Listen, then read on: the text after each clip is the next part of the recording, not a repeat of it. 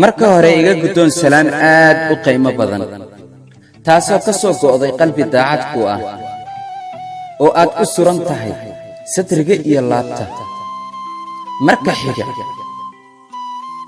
marka xiga aan ku su'aalay ma nabad qabtaa?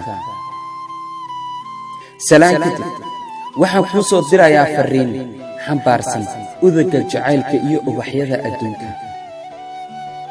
waxaan ogaaday in jacaylku macaan yahay, noloshuna macno leedahay. taasina waxay timid markaan ku jeclaaday. waxaa igu siyaaday oo aan maxaabuus u noqday jacaylkaaga oo aan adiga kuu qabo, inkastoo aan dareemo maqnaashahaaga xilli kasta. waxaana tahay qofka qalbigayga u dhow.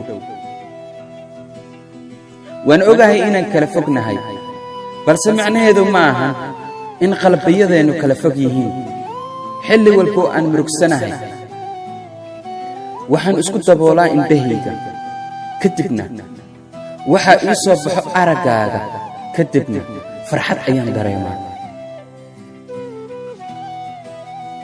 waan ogahay waxaa inoo dhexeeya kumanaan miilis, haddana kalama maqnin, waayo qalbiyadeenna ayaa midaysan.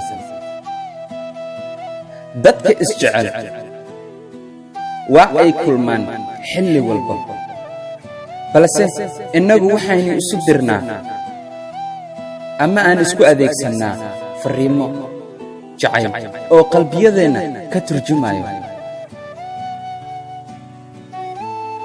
markaan ku tago waxaan daawadaa sawirradaada, waxaana galaa xasuus, laakiin markaan soo xasuusto innagoo wada joogno waan iloobaa in aan kala fognahay,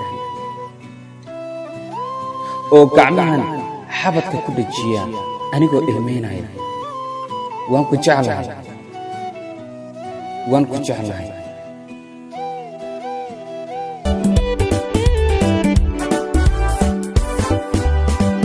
aragaagu nasteexiyo nafaqu itaraa, kulankeenu naruuriyo nasashan ka helaa.